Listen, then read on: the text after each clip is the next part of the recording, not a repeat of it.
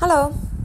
Back at home with Chanel Chevalier on my feet. I like brown nail polish on my feet during summer. And here I am discussing about my selection of the upcoming releases.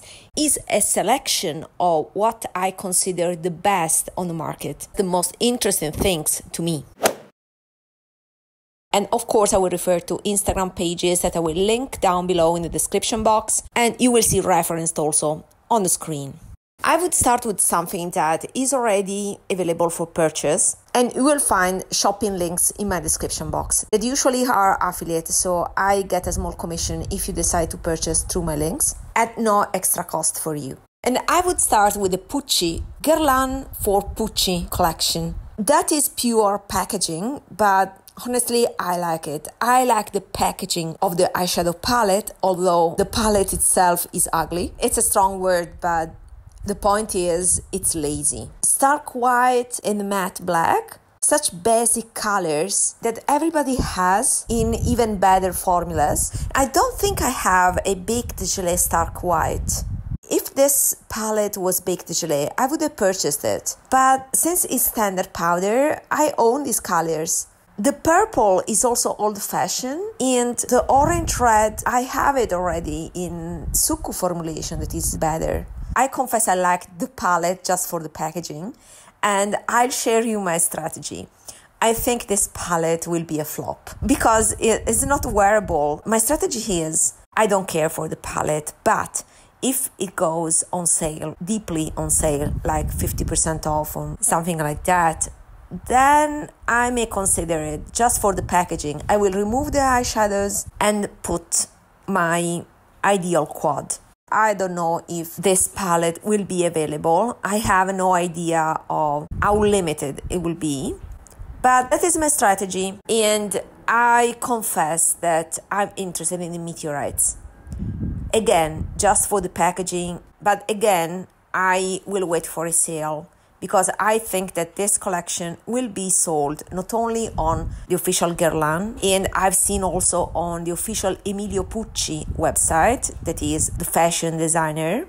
I'm pretty sure it will be sold also at retailers, and then it will be my time to purchase one piece. I was aiming actually at the meteorites and maybe one lipstick. I never had Guerlain lipsticks, but I like the packaging.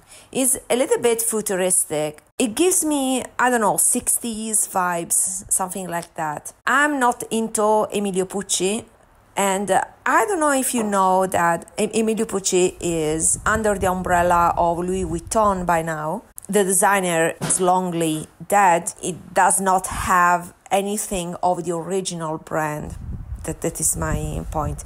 I don't own any piece of clothing from Pucci, and personally I don't think it's so popular here in Italy. It's more an American thing. It's less popular than you may think. Packaging is the prettiest I've seen for the entire year, and that's why I would like to pick a few pieces only if on sale. But talking about makeup itself, there's nothing relevant in here. The meteorites are always the same thing. The lipsticks are nice, but the formula is not the best. Talking about just the makeup itself, the quality of the makeup itself, I would rather invest in a Dries Van Noten lipstick instead of this. So my choice, my attraction is purely packaging driven. The brush is mediocre. At that price, you can aim at a Fude brush that is much better in terms of how it's built, how it performs, the experience, the feeling. So in terms of quality of the makeup and the products themselves, there's something better elsewhere. So yeah, this collection is just for collectors. And personally, I think I will indulge in some pieces only if I find a sale. Cle de Peau. Cle de Peau has very nice eyeshadows, although I have one on my Vinted if you're interested. My Vinted link is always on my description box, and there I put things that I would like to declutter from my collection. I purchased the green palette that I never opened, so it's sealed, and I put on my Vinted because I don't think I will use it. I have so many green eyeshadows, so I would like to get some money back from that new palette and get instead a more neutral quad by Cle de Peau. The problem is that the quads are not available in Europe, so I will figure out a way to pick it from US. But let's focus on the holiday collection. The holiday collection is too juvenile. I don't like it at all. I mean, for a premium brand with those prices, I would like more classy things, and this is too much.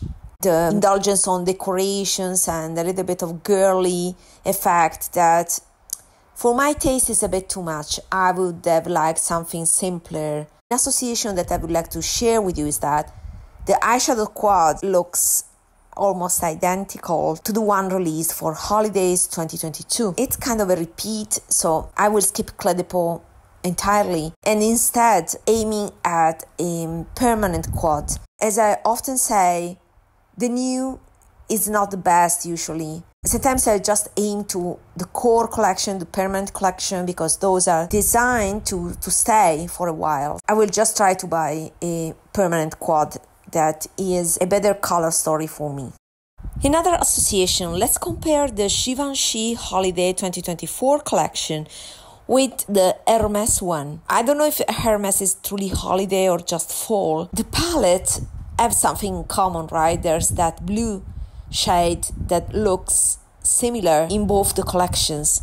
I have to say, I prefer the Hermes color story. There's the blue, but there's also a sage green that looks interesting. As I said in a previous video about new makeup releases, I won't buy Hermes. It's too expensive. I can't afford it, especially because I don't like a lot the eyeshadows. So once I will have a clear idea of what the colors are, I will definitely dupe them within my collection. So I will dedicate a dupe video because I like the color story. I like the aesthetics in general of this collection.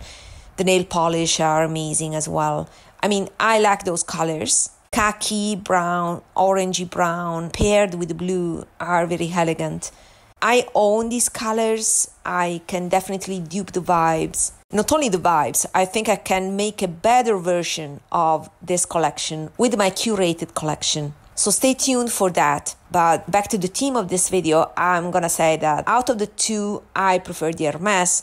So for sure, I won't buy anything from the Givenchy collection, but I won't buy Hermes either. And stay tuned for the dupe video that will definitely come. By the way, I'd be very grateful if you would like to subscribe to my channel if you are new here. I have a passion for youthful textures. I'm focused to pick only the best of the best in the market because that is a criterion that it rewards you in the long run. It's a criterion that allows you to pick a few things that are meant to enhance you in the best way without buying all the new and waste your money on crappy things. So I hope you will consider subscribing and join this community. And if you're new, say hi in the comments. I'll be happy to reply and welcome you. The Yves Saint Laurent Holiday collection, I think I'm gonna pick up the palette because of that bronzy looking, but I'm gonna wait to see pictures that are not edited. I want to see the colors in real life. I will wait for it, but definitely it has triggered my interest. I like there's a dark brown, not a black. I like there are two bronzy shades on the right.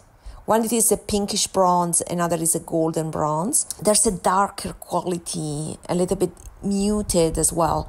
So that is what attracts me. And then there's a gold glitter that is festive. I like also the packaging with the net. And I think if I buy the palette, I will buy also a Love Shine, I think, lipstick. The pink one maybe. I like the texture of these lipsticks and they are nice for every day. And the packaging is very nice as well. These are fairly priced, so that is a yes, but I'm gonna wait to see the colors in real life. Dior Holiday collection is a pass. I mean, those big palettes meant for the holidays are usually lower quality. I'd rather invest my money in other palettes from the Cle de Peau collection. I have a dedicated review about them. I purchased one. I could not find a palette where I liked all the shades. So there are always a couple of shades for each palette that I like. But at least the formula is outstanding. So I would rather invest in that formula that is baked gelée rather than these holiday palettes that are standard powders. To be honest, I like the palette with the rectangular pans, but it's the quality that it's subpar. It's not baked gelée. So if it's not baked gelée, it's the reformulated Dior that I don't like it so much. So this is an easy skip. Then there's Hourglass Holiday collection with the iconic holiday palettes with the ambient lighting powders and blushes, bronzers. I don't like the packaging this year, but focusing on the content, I like two palettes.